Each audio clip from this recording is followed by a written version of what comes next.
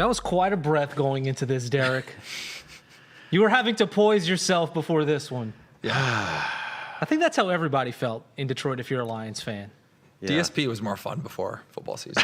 Oh, come on. It was It's this one weekend. game. It's one weekend. Football was so good this weekend. These guys decided not to show up. Yeah, crazy. Lions lose. Ben's And not Ben's here. not Ben's Yeah, on I here know. or Ken. Phew. Well, that was something. That was something. Or nothing. Or something. I mean, what's your reaction to seeing that? Because we got our first look at the Lions, that the offense is a work in progress. The defense also the same with a new coordinator. Your first thoughts of the Lions and that loss to the Packers? Like, obviously, the question everybody's asking today is, like, are we panicking? Because there's only 1 week. So panic is probably too strong. But what I don't like is that basically all of the things that we were worried about going into the season are the reason that the Lions looked so terrible. Kind of all came to fruition Like, it was in one game. offensive line changes. It was getting pressure on the quarterback. It was new coordinators. And, like, boom, 3 strikes. And all Every of them boxer reared their checks. ugly heads. Yeah, it was terrible. Yeah. So I want to reserve my judgment for just this week and not moving forward yet. This team was awful. They were awful yesterday. No pass rush. I mean, Jordan Love did whatever he wanted most of the game. The offensive line missed a lot of blocks. It was pretty bad. You know, you really were like, God, I hope they can score a touchdown. So it's not all just about how Ben Johnson left, but, and you know, maybe Tesla, maybe the best catch of the weekend, awesome. But like the rest of the game was atrocious. I will get into Tesla in just a little bit. Dan Campbell brought him up and how he missed so much practice last week. They really couldn't get him into the game plan. But that was certainly the silver lining coming out of this game. That being said, Dan Campbell was at the podium about 30 minutes ago. Here's what he had to say about that 0-1 start as they leave Lambeau Field with an L. We kind of dug ourselves in a hole early in that game that we couldn't quite get out of.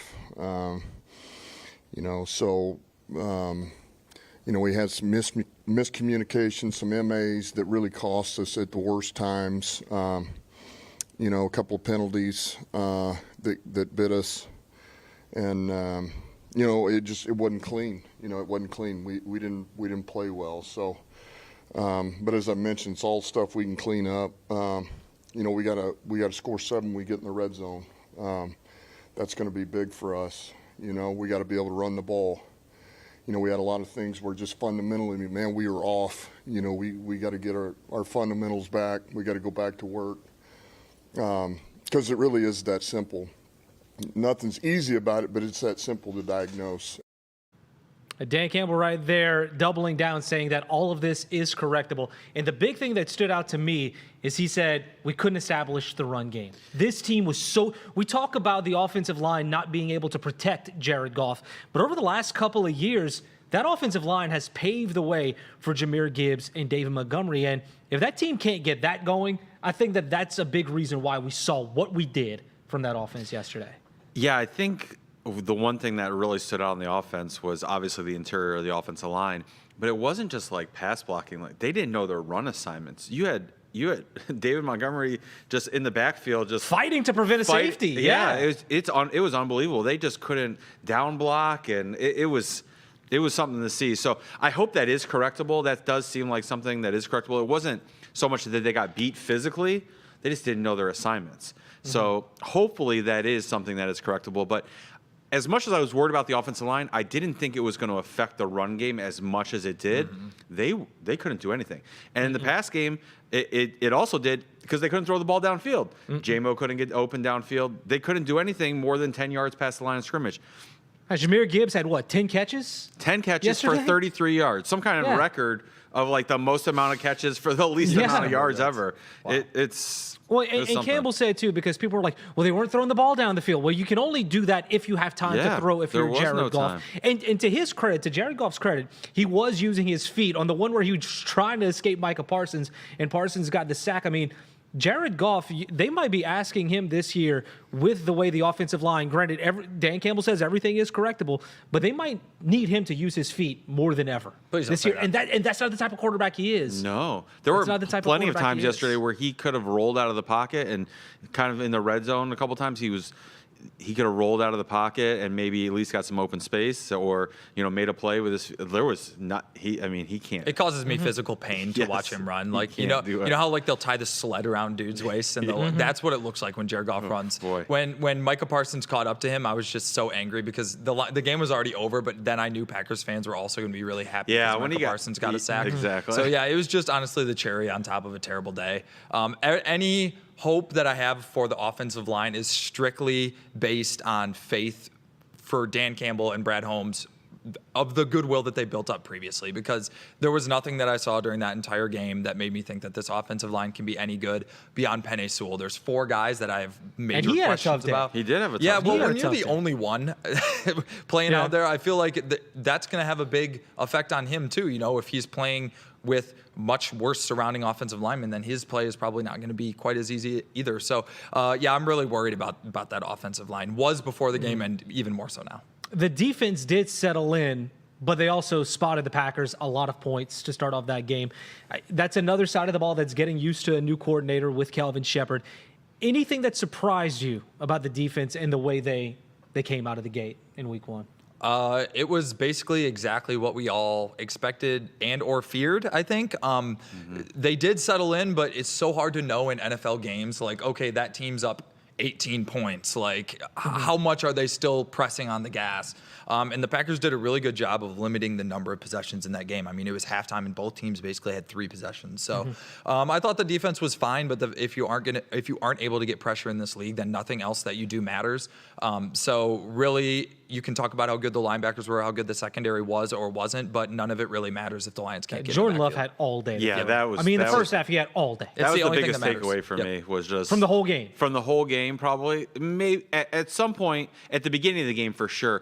At some point, maybe the offensive line kind of usurped that when you had guys just completely missing blocks and double teaming somebody and leaving other guys wide open. That was really bad. But for the first half, just watching Jordan Love stand back there, and it wasn't like they were, creating a pocket around him and he was stepping up in the pocket. There was no he just penetration. Had all day. There wide was open zero spaces. penetration. Yeah. It was bad. Yep. And they can't win like And that. I think it's surprising too, because on both sides of the ball, the Lions have prided themselves on being physical and dominant in the trenches. Yeah. The last 2 seasons. That's why they have won football games, and we didn't see this. When's the last time you can remember walking away from a Lions game feeling like this? Like they got bullied, like they got manhandled. For me, it's Baltimore a couple years That's ago. the obvious one, right? Yeah. That's the one. And Yeah, that's or- really the last time they got shut down this much offensively. But again, too. I mean, that kind of gives you some hope, at least from my vantage point, that this maybe was just the little blip on the radar for this team. I agree, but that Baltimore game was week 7, 8, 9 or something like that, and the Lions had looked pretty good before that. So I feel like we had something to fall back on, whereas this year it's just so much uncertainty. Coordinators, new players, it's just the first data point that we got was so negative that it's like, I don't know. We're just grasping at straws. You hit it on the head at the very beginning. Everything you were worried about going into the offseason is exactly what went bad. Yeah. And if that's a problem, because there's no solutions for those things. You were hoping that you were just wrong about how bad they were. And to be clear, I think if you asked all 3 of us individually, we probably all still think the Lions are a playoff team. So we're not panicking to the point where we're, ending the season or anything like that. No. But this team is being viewed through a lens of they went 15-2 last year. They've won the division the last 2 years. So if after one game you're starting to think wow, it doesn't really feel like that's going to be the case, then I would say in some terms you are affected enough by the first game that it's a bit of panic. And let's not ignore the Packers had something to prove too. That's a good team. They got are a good team. they got swept by the that Thursday night game. They probably should have won that game whenever they were here at Ford Field before Dan Campbell started going for it on fourth down. That is a good team, and you could argue that they improved across the board coming into this year. They You were get the best absolutely better. defensive player in the NFL with Micah Parsons. They have a great run game. They added with Golden to give Jordan Love another passing option. I mean, this is a team that went out and got better in the offseason, and they showed it in their first game. I don't think you can argue that either. No, the dichotomy of Lions fans spending the whole offseason complaining that Brad Holmes didn't get a pass rusher, and then right before their head-to-head matchup, the Packers go out and get the best pass rusher in the league and then kill us. It's it honestly, it just couldn't be a worse look and worse time. Yeah, the narratives. It's bad, The narratives are all bad. The no Ben Johnson and then the offense being abysmal, that's bad. And you brought up a name. Oh, Yeah. if they They play on Monday Night Football, and and then the Bears come to Ford Field for the home opener for the Lions. We'll dive into that matchup and what to expect, as it's Dan Campbell against Ben Johnson. That is going to be the storyline all week. We'll dive into it coming up on DSP.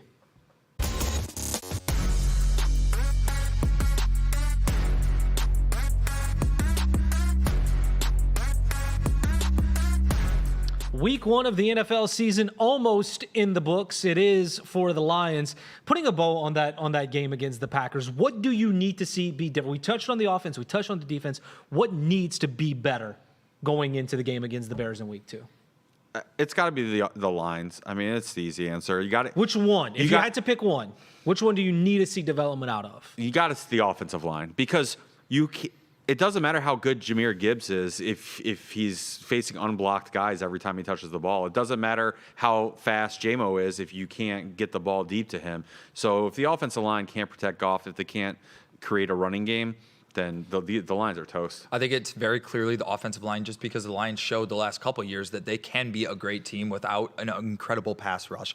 But the offensive line is the whole identity of like this era of Lions football. And they paid $50 million to a quarterback who is notably really good when he has a great line and not good at all when he is under pressure. So the number one thing I need to see next week is the Lions, they're back to getting, 4 or 5 yards a carry. They're pushing forward on the on the line of scrimmage, and Jared Goff has to have enough time to find Amon-Ra and all these new toys that the offense has. So and the Bears have a good defense. So it's not. Yeah. I want to ask you guys right now, September 8th, are the Lions going to win the NFC North? As of right now, I mean, if No. we're just going off of what we saw from 1 week, I mean, They'll make the playoffs, but no. Packers showed that they are the number one team by default by winning that game, because the game on Monday Night Football, you really don't know what you're going to get with Chicago and with Minnesota. Yeah, I think I'm leaning the same way. I think after last night, I'm leaning Packers. Yep. Agreed. Yeah, agreed. Well, Yep. the other two teams from the NFC North play on Monday Night Football tonight. And talking about two teams that we have no clue what we are going to see, I think you could say that those two teams, the Bears and the Vikings, could be the top two in the NFL of, what is that team going to look like going into this game? What are you expecting to see? A lot of defense, a lot of good defense in this game. I think the defenses will be fine. Even with two quarterbacks who were drafted in the first round going I do, head-to-head. because JJ hasn't thrown a ball in the regular season yet. He's got Justin Jefferson, which is great. He missed most of training. He missed all of training camp with that hamstring injury. No Jordan Addison, so we'll probably see a lot of dump downs to Hawkinson tonight. A lot of Aaron Jones. But I think the defenses will be fine in both those. Caleb Williams, I think that offense is a wild card with Ben Johnson. I think there's some excitement for Bears fans down the road, but that's not an easy offense to learn. Yeah. And there's a lot that goes into Ben Johnson's offense. And so I don't know that week 1 right out the gate that they're going to be as electric as trick the plays left, right. Yeah. They'll be fine, but they got great weapons, but they don't have a run game. And I think a lot of what Ben Johnson's offenses were able to do here was based off the run game. And I think they're going to be a pass-first team. I mean, Swift doesn't scare anybody. So I'm not super excited for their offense, but... Yeah, Dan Campbell said today, you got to learn to bread and butter before you can get to all this extra stuff. And like you said, Ben Johnson had the best bread and butter in Detroit than he could ever have. That was such a luxury to have David Montgomery and Jahmyr Gibbs so that he could run all these other flashy plays. But what I'm hoping to see is, like a 6-2 or a 6-5 just slog where both teams look awful. We had a high school football game like that on Friday. Yeah, that'd be it's great. 3-2. Yeah. I hope everybody's on Twitter talking about how bad both of these teams look. But like Ian said, I think these are two pretty well-rounded rosters that have solid defenses and on paper on offense are good. So if you made me pick, I think the Vikings probably have a little bit more continuity from last year, obviously. So you lean that way. But Caleb Williams has shown more in the NFL than JJ has, obviously. So it's really tough to go either way. And the Chicago Bears coming to Detroit on Sunday. Of course, it is going to be the storyline in Detroit, in Chicago, probably across the country over the next week as Ben Johnson and Dan Campbell go head-to-head. What is the storyline in your estimation going into this game? Is it going to be offense versus offense? I mean, which team do you think has more to prove? The Lions or the Bears going into a game like this? The Lions have more to prove. Now. If the Lions start the season by getting killed by the Packers after Micah Parsons was talking about how he hates Detroit, and then Ben Johnson comes in after how much the Lions fans trashed him for leaving, and they beat the Lions, this place is going to be on fire. Like, there's going to be no controlling the anger of that fan base. Yeah, I think the Lions have more to prove just because they looked so bad in week 1. And if Chicago looks bad tonight, I don't think that's really just what the Bears do. Just what the Bears, yeah, it's just who they are. So I think it's definitely the Lions have more to prove. I do still think the Lions have the upper hand going into next weekend, but it all depends on how good Ben Johnson's offense looks tonight. If they come out and they look electric, unstoppable, yeah. It's going to be a long week here. That line might move a lot. It's going to be a long week. Game, yeah. I mean, mentality-wise, how do you think the Lions approach this, though? I mean, Start over. Start over? Yeah, I think you just throw out week 1, start over. Honestly, I kind of feel the same way. I think the Lions, a lot of those guys didn't play the entire preseason. I think that they're hoping that, like, this team, you're in that locker room. You know that this team loves being doubted. Like, they are way more comfortable with idiots like us saying that the Lions aren't going to win the NFC North anymore than they are when we're talking when they about had that going into 11-1. But they had that going into the game against the Packers. Now they deserve it. Like, from what they did the week 1, they deserve all of the, the scrutiny that they're getting. Yeah. So I think backs against the wall, I wouldn't be surprised to see them come out and look like a completely different team at home against the Bears. And I'll say this, with that schedule they have coming up, when you look further down the road, an 0-2 start does not bode well. Not good. No. Does not bode well. Can't lose at home to the Bears. You cannot. Nope. You cannot. I wouldn't say it's must win, but you certainly don't want to lose it. Yeah. Just say it, Obi. It's not. kinda- It might It's be. not. It's It week 2. might be, though. It might be. It might be. We'll put an asterisk next to it. Still more to come on DSP. College football underway 2 weeks into the season. We'll dive into Michigan's first loss of the year as they took on Oklahoma. And Michigan State, 2-0, getting some revenge against Boston College over the weekend. We'll chat some college football and maybe some Tigers if we have time coming up.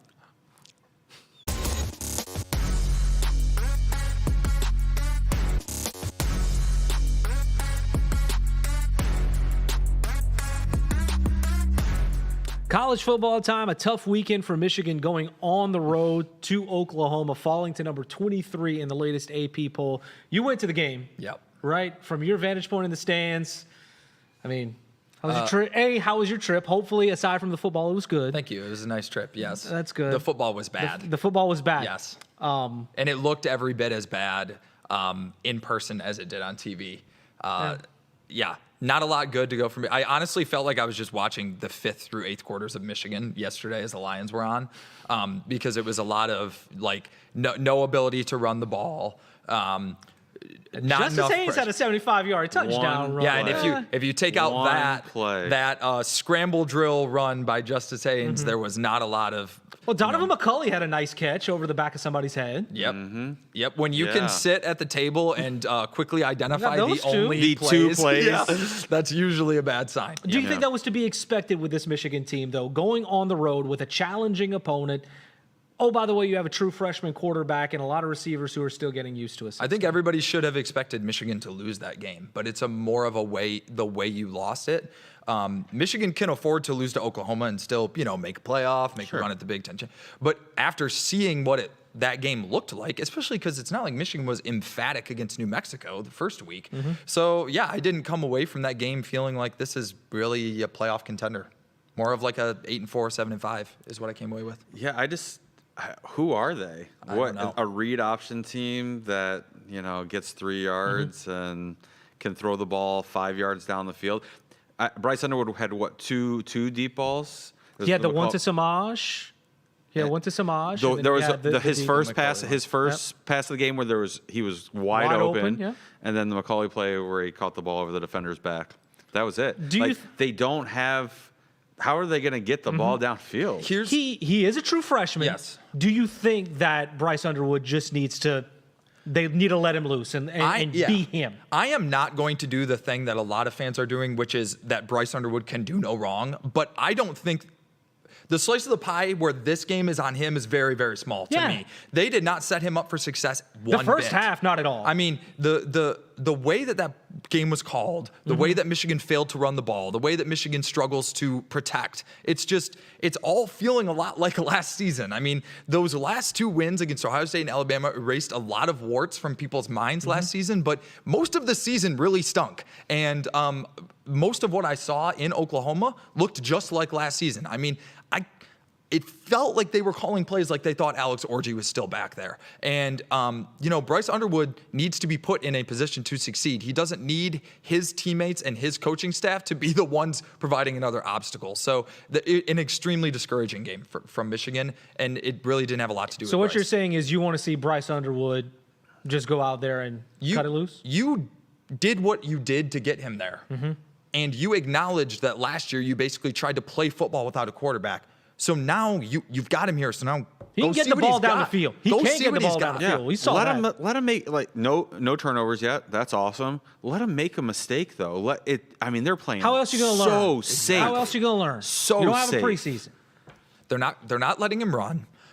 We heard for 3 years about how JJ runs were coming, and we'll break it out when we need it, and it rarely happened. I mean, there were a few instances. So he's not being allowed to make plays with his feet. He's not being really allowed to throw the ball downfield. Now, part of that's the offensive line. But it's like, why did you focus so much of your offseason on getting this guy if you're not going to let him be who you think he can be? How effective is the read option if you know he's going to hand it off every time? Yeah, and honestly, that, like I said, that has been a sentiment that I've felt for so many years with Michigan football. And Bryce Underwood is not really a dual threat QB. He's not a running quarterback. He's more of a passer who can run. So I'm not asking him to be, Denard Robinson out there. No. But the threat of your running, legs to actually maneuver in the pocket. Look what Oklahoma did. I was going to say, Mateer was not for most of the game, he was not running often, but the threat of the run was a factor. Yeah. And then And at it the end of was, the yes, exactly. And then in the end of the game when it was closing time, he closed. Yeah. Also, still true freshman. They probably don't want to give him too much, but I think for Michigan fans, they're slowly getting to a point of you want to see what number 19 can do. Yeah, because if you don't, this is what the team is. Yeah. If you don't let him make mistakes, this is not a great football team. How hard is it to defend that offense? It doesn't feel like it would be. What are they good at? What are they good at? Right. What are you building on? Right. For the rest of the season, what are you building on? Well, a team that did look good on Saturday was Michigan State. Went into double overtime with Boston College. They lost that game in the fourth quarter last year. Aiden Childs thought he was hurt, thought he was leaving the game, comes back in overtime and wins it. Your thoughts on Aiden Childs, and is this kind of what we could see from him moving forward? Give the Nick Marsh take. Yeah, Go ahead. so I said before the show, I think Nick Marsh is probably the best college football player in the state, right? Like, he looked really good. They have to figure out ways moving forward to get him the ball more. If not, it's kind of just wasting having one of the best athletes in the country on your team. And Childs looked like he can get him the ball. So with that being said, the defense was atrocious. They 28 points, 40 points? Yeah. 28 points in the first half, and that was with a turnover on the first drive at the goal line. Could have been 35 points in the first half. That needs to be fixed. And it's not like Boston College is some juggernaut on offense. They put up 500-something yards of offense. I mean, they were one of the best offenses in college football last year, but a lot of moving pieces. Different quarterback. To your take with Nick Marsh, having Omari Kelly on the field, the transfer that they got helps him tremendously to have a guy that can take the top off of a defense. So Marsh can do the Maybe he's the stuff. second best player in the state, honestly, from what we've seen so far. Dalvin McCauley still had a good catch, man. Come on. A catch. Yeah, a He catch. had a catch. Here's what I'll say about Michigan State. At the very least, we can say they have an identity. Like, you know what Michigan State is good at. Like, I can watch that game and be like, wow, this passing attack, like, with these big receivers is, like, really dangerous. And if they're going to go and win a big game, that's how they're going to do it. So, yeah, I think this was a big win for Michigan State. The Boston College game was one that we had kind of circled on the teetering edge of, like, will Michigan State make a bowl game? Now I think they can set their sights a little bit higher. From what we've seen so far, it's like, okay, we are probably good enough to make a bowl game. Where can we go from here? And I think that's fair. And they have Youngstown State coming up before they jump into Big Ten play. That's going to be against USC at 11 p.m. Eastern time. That should be pretty good in a couple of weeks. And Michigan has Central Michigan without Sherrone Moore for the next two games. So we'll see how that turns out for the Wolverines. Michigan might watch out this week. We are all out of time, though. We'll discuss it on next week's edition of DSP. For Derek, for Ian, I'm Hobie. We'll see y'all next time.